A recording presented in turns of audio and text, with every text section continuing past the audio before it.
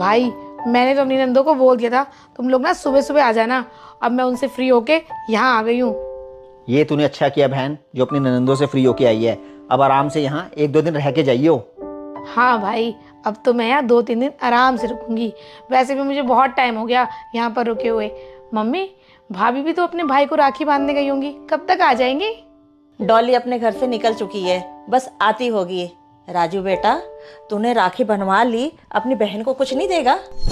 हाँ मम्मी। बहन, मेरी कंपनी में यूनियन वालों का झगड़ा चल रहा है, इसलिए 2-3 महीने से सैलरी नहीं मिली है।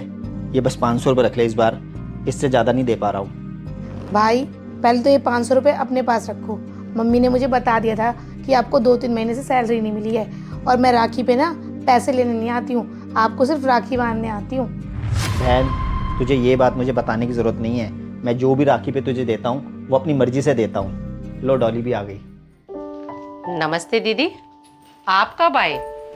नमस्ते भाभी, बस थोड़ी देर हुई मुझे आए हुए। और आपकी मम्मी वगैरह ठीक है सब? हाँ, सब ठीक है। मम्मी जी, ये देखो, जो हमारे यहाँ की फेमस शॉप है ना, मैं उसकी शॉप पर से बहुत ही टेस्टी मिठाई लेके आई हूँ। खा के बताओ कैसी है। अरे वाह चमचम, ये मिठाई तो मुझे बहुत पसंद है। दीपिका बेटा, तू भी ले। हाँ हाँ दीदी, आप भी खाओ। वैसे तो ये मिठाई मेरे मम्मी पापा ने ना रिद्धि सिद्धि के लिए भेजी थी। आप ना सारी मत खा जाना, 1-2 पीस बच्चों के लिए भी बचा देना। भाभी आप चिंता मत करो, मैं ये मिठाई नहीं खाती, आप बच्चों को ही खिला देना। दीदी, लगता है आप बुरा मान गए हो। कोई बात नहीं, 1-8 पीस खा लो। डॉली, जब बहन मिठाई खा रही थी तब तुमने उसे टोक दिया, अब कह रही हो 1-8 पीस ले लो। ये भी कोई तरीका है क्या? राजीव, मैंने तो ऐसा कुछ नहीं बोला दीदी को, जो आप इतना बुरा मान रहे हो। चलो छोड़ो इन बातों को। मैं ना दीदी के लिए मीठे मीठे आम काट के लेके आती हूँ, जो मेरा भाई लेके आया था। दीदी, पता है मेरा भाई जब भी आता है कुछ ना कुछ लेकर आता है, और मैं भी जब अपने भाई के पास जाती हूँ ना कुछ उसके लिए लेके जाती हूँ। कभी भी खाली हाथ नहीं जाती मैं अपने भाई के यहाँ। डॉली, दीपिका भी खाली हाथ नहीं आई है, फ्रूट्स लेके आई है और मिठाई लेके आई है साथ में। मम्मी जी, आप मुझे क्यों बता रहे हो? दीदी जो मर्जी लेके आए या ना भी लेके आए, मुझे उससे क्या मतलब।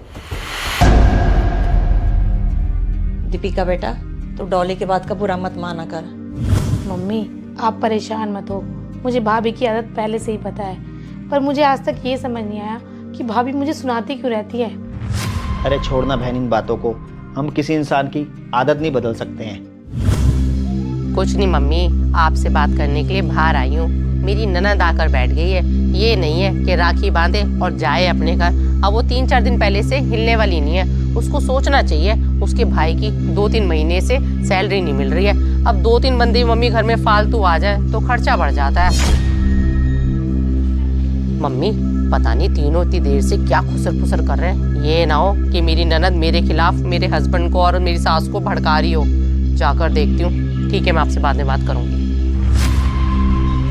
हाँ भाई, ये तो है, बारिशों के मौसम में ना हुमस बहुत हो जाती है।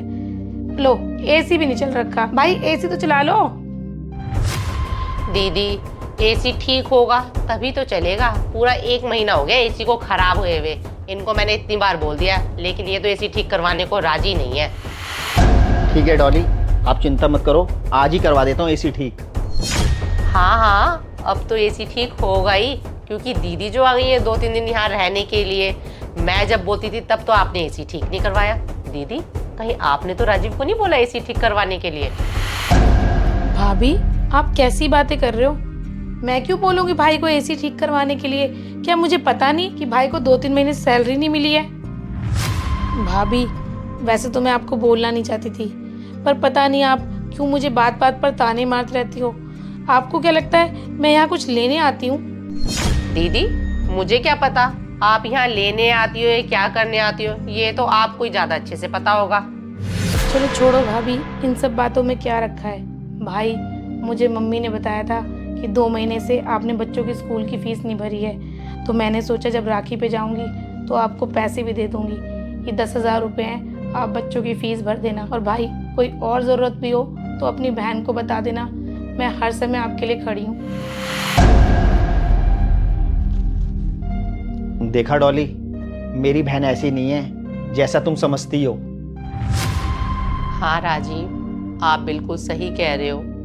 दीदी ने आज तक हमसे कुछ नहीं मांगा और आज हमारे बुरे वक्त में हमारा साथ देकर दीदी ने ये साबित कर दिया कि मुसीबत के समय एक बहन अपने भाई के साथ हमेशा खड़ी रहती है।